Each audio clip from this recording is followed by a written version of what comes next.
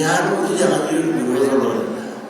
നിങ്ങളൊരു കസേരയിൽ കണ്ടപ്പോൾ ആ കസേരയിൽ ഇരിക്കുന്ന ഞാൻ ഒരു നീതി പുലർത്തണ്ടേ?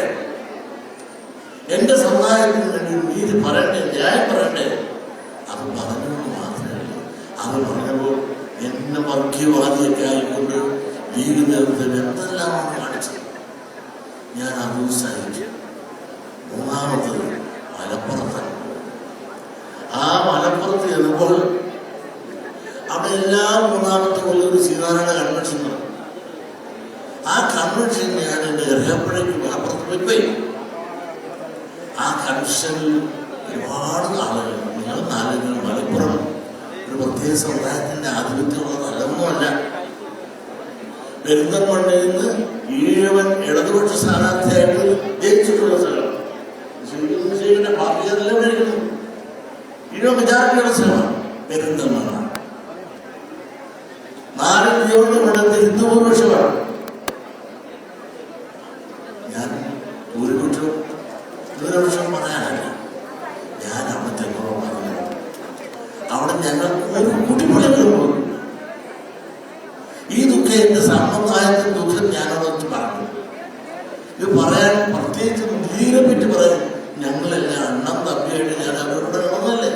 നിങ്ങളെ വളരെ പിടിച്ചുകൊണ്ട് ഇവിടെ സംവരണത്തിനും സാമുദായിക സംവരണം ഒക്കെ വേണമെന്ന് പറഞ്ഞുകൊണ്ട് നിങ്ങളെ കൂട്ടിക്കൊണ്ടുപോയി സെക്രട്ടേറിയറ്റ്, അതുപോലെ ഗവൺമെന്റ് സ്ഥാപനങ്ങൾ, ഹൈക്കോടതി, സുപ്രീം കോടതി, നേരെ ഡൽഹിയുടെ പ്രകടനം നടത്താൻ എത്രയോ ലക്ഷം രൂപ അവരുമായിട്ട് ഒന്നിച്ച് ഞാൻ പോയി.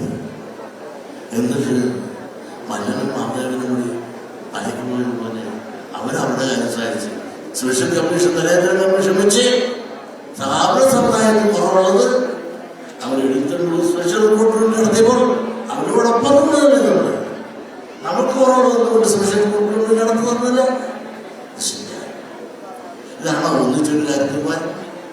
ഒന്നിച്ചു പോയൊരു കാര്യത്തിൽ പോയാൽ ആ ഒന്നിച്ചെന്ന കാര്യങ്ങൾ ലക്ഷ്യത്തിലേക്ക് എത്തിക്കാൻ കഴിഞ്ഞാൽ ഭരണത്തിൽ നിന്ന് അന്ന് ഇടതുപക്ഷത്തെ കഴിഞ്ഞ താഴെ തരട്ട് UDF ഭരണത്തിൽ തന്നെ അവർ ഇന്നൊക്കെ നമുക്ക് നേടിത്തരുന്നു.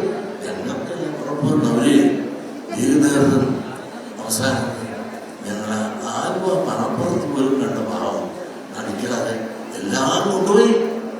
മാത്രമല്ല, നിങ്ങളൊന്ന് ആലോചിക്കണം, മലപ്പുറത്ത് SNDP യോഗത്തിന് 16 കോളേജുകൾ കേരളത്തിലുണ്ടെങ്കിൽ മലപ്പുറത്ത് ലീഗിന് മാത്രമായിട്ടും 17 കോളേജുണ്ട്. ഇതെന്റെ ദുഃഖം. എന്നെ അവർക്കുണ്ടാകട്ടെ, വാങ്ങട്ടെ. അധികാരത്തിൽ ഇരുന്നുകൊണ്ട് ഇതെല്ലാം ഒപ്പിട്ടൊരു സ്വന്തമായിട്ടെടുത്തപ്പോൾ ഞങ്ങൾക്കും ഒരു പൊട്ടും പൊടിയും അയ്യപ്പനിക്ക് തരട്ടെ. അതുപോലും അയ്യപ്പന് തരാതെ എല്ലാം വാരി എടുത്ത ശേഷം എന്നെ വർഗീയവാദി എന്ന് ദിവസം പറഞ്ഞുകൊണ്ടല്ല അറിയാനുള്ള അവരുടെ പേര് കേട്ടപ്പൻ്റെ മുസ്ലിം ലീഗ്.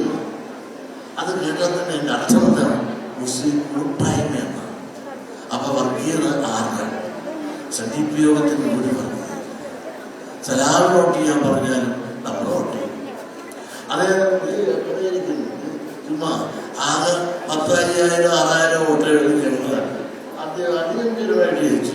ഇതെല്ലാം 20 പട്ടികജാതിക്കാർ വോട്ട് ചെയ്ത് നമ്മളങ്ങനെ ജാതി വന്നോ നോക്കില്ല. നമ്മുടെ വിശ്വാസം അനുസരിച്ച് വോട്ട് ചെയ്ത് ഓരോരു ജയിപ്പിക്കുമ്പോൾ നമുക്കൊരു പരീക്ഷ തരണ്ടേ? തരാത്തതെന്താണ്? വിദ്യാഭ്യാസ നീതി തരണ്ടേ? നമുക്ക് രാഷ്ട്രീയ നീതി തരണ്ടേ? സാമ്പത്തിക നീതി തരണ്ടേ? ഇത് പറയുമ്പോൾ ജാതിയാണ്. ഇതിലെന്താണ്? പെരുമന്തൻ ഉള്ള മന്ത് മണ്ണി കുറിച്ചിട്ടുണ്ട്. വഴിയെ പോകുന്ന ഉണ്ണിമന്തനായ എന്റെ ജാതി വർഗീയം പറയുന്ന ലീഗുണ്ട്. അവരാണ് പേര് കേട്ടാൽ തന്നെ വലിയ മന്തൻ. ജാതി മാത്രം ഒരു MLA അവരുടെ പാർട്ടിയിൽ നിന്ന് വലിയായി കൊടുത്ത് മത്സരിപ്പിച്ചിട്ടുണ്ട്. ഒരു രാമന് സംവരണം അവരൊട്ട് ജയിക്കുകയില്ല. സംവരണ സീറ്റ് രാമന് മാർഗമില്ല. അതേ തരത്തിൽ അല്ലേ പേഴ്സണൽ സ്റ്റാഫുകളെ കാണിച്ചത്. നമ്മുടെ എല്ലാം വോട്ട് മേടിച്ചല്ലേ അധികാരത്തിൽ കയറി കഴിഞ്ഞാൽ ഒരു നീതി പ്രവർത്തനേ. ഇത് ഞാൻ പറഞ്ഞാൽ ഞാൻ ജാതിയാണോ നീതിയാണോ?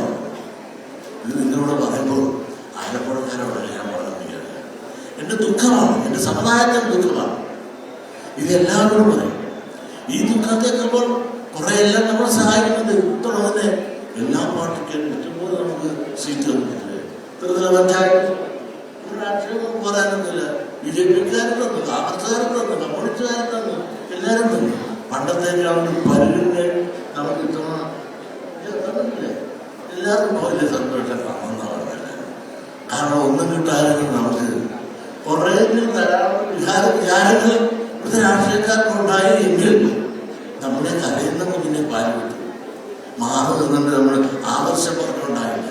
ഇന്നൊന്നാലും ഇന്നത്തെ ദിവസത്തിന്റെ പ്രാധാന്യം പറയാൻ ആരാണ് സാഹിത്യത്തിൽ വേറെ ഏതെങ്കിലും ഒരു രാഷ്ട്രീയ പാർട്ടി യോഗം കിട്ടണമെങ്കിൽ ഇന്നത്തെ ദിവസത്തിന്റെ പ്രാധാന്യം അറിഞ്ഞിട്ടുണ്ട് എങ്കിൽ ഞാൻ ചായ വെച്ചിട്ടുണ്ട്.